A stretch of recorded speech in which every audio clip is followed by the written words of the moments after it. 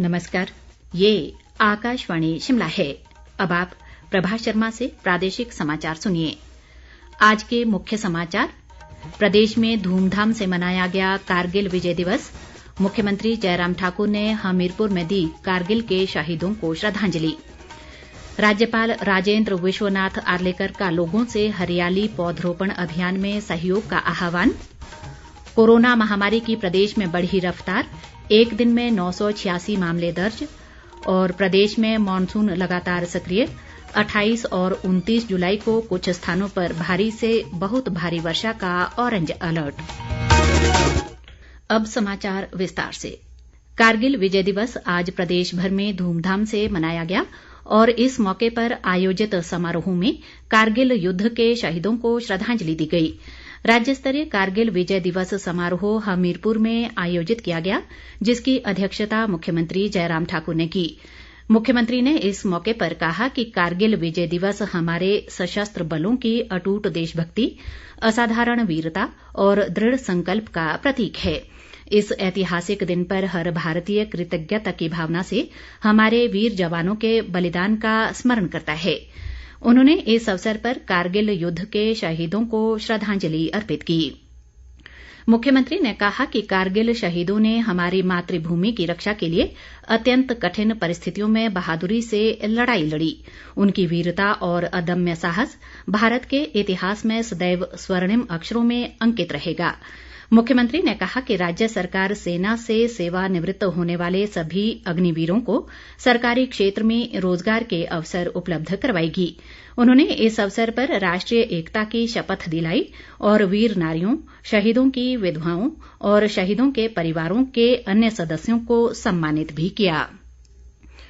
भाजपा के वरिष्ठ नेता व पूर्व मुख्यमंत्री प्रोफेसर प्रेम कुमार धूमल ने कहा है कि देश के सैनिकों का कर्ज कोई सरकार नहीं चुका सकती।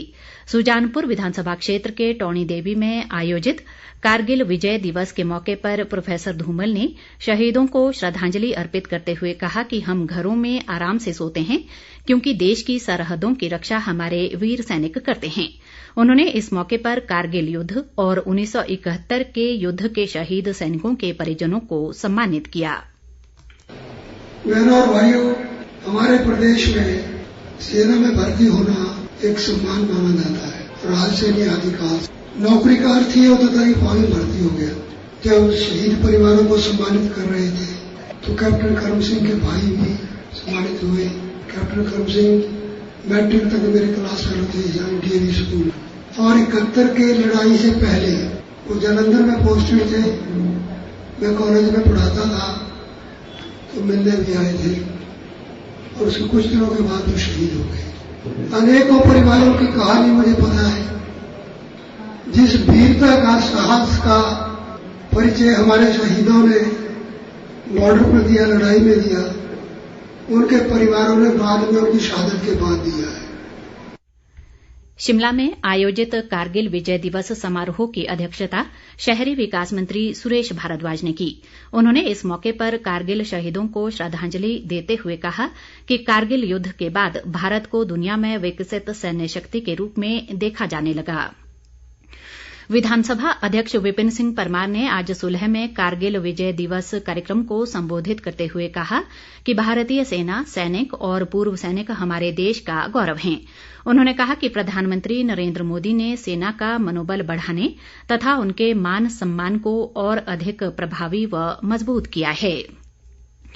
उद्योग मंत्री बिक्रम ठाकुर ने कहा है कि सीमाओं पर सर्वोच्च बलिदान देने वाले वीर सैनिकों का देश सदैव ऋणी रहेगा। बिक्रम ठाकुर आज जसवां परागपुर विधानसभा क्षेत्र के गंगोट में आयोजित कारगिल विजय दिवस समारोह के मौके पर बोल रहे थे। वन मंत्री राकेश पठानिया ने नूरपुर में अखिल भारतीय पूर्व सैनिक सेवा परिषद द्वारा कारगिल विजय दिवस के मौके पर आयोजित समारोह को संबोधित करते हुए कहा कि ये दिन सशस्त्र बलों की असाधारण वीरता, दृढ़ संकल्प और पराक्रम का प्रतीक है। राज्यपाल राजेंद्र विश्वनाथ आर्लेकर 4 अगस्त को मंडी जिले के थुनाग से हरियाली उत्सव के नाम से पौधरोपण अभियान का शुभारंभ करेंगे। राज्यपाल आज नई दिल्ली से वीडियो कॉन्फ्रेंस के माध्यम से प्रदेश के उपायुक्तों के साथ आयोजित बैठक को संबोधित कर रहे थे।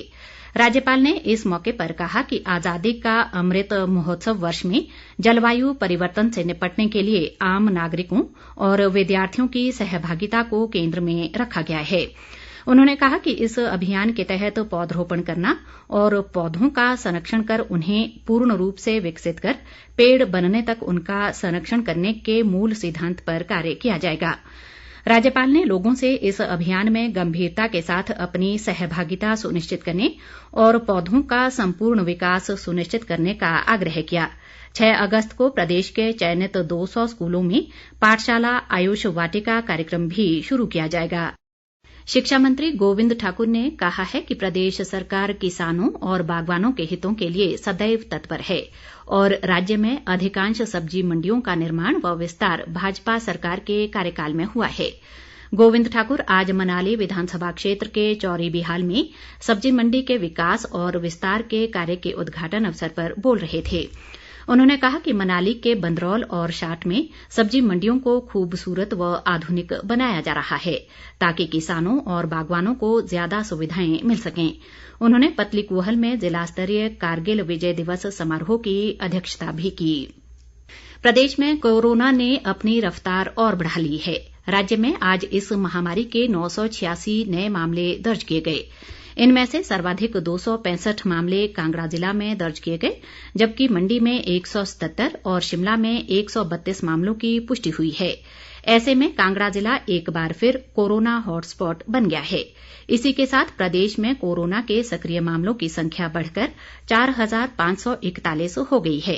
प्रदेश में आज कोरोना से 599 लोग स्वस्थ भी हुए, जबकि कांगड़ा जिला में एक मरीज की कोरोना से मौत हो गई। प्रदेश में अभी तक 4,137 लोगों की कोरोना से जान जा चुकी है। आजादी की 75वीं वर्षगांठ के उपलक्ष्य में आकाशवाणी केंद्र शिमला के समाचार एकांश द्वारा अमृत महोत्सव क्विज के तहत पिछले कल पूछे गए सवाल, सितंबर 1946 में आजाद हिंद फौज दिवस मनाने के लिए हिमाचल प्रदेश में किस स्थान पर सैकड़ों लोग एकत्र हुए थे? इसका सही उत्तर है बिलासपुर।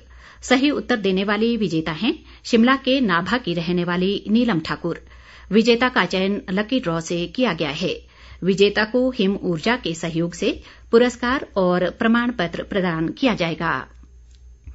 प्रदेश में मॉनसून लगातार सक्रिय बना हुआ है और अधिकांश स्थानों पर व्यापक से भारी वर्षा हो रही है, जिससे सामान्य जनजीवन प्रभावित हुआ है।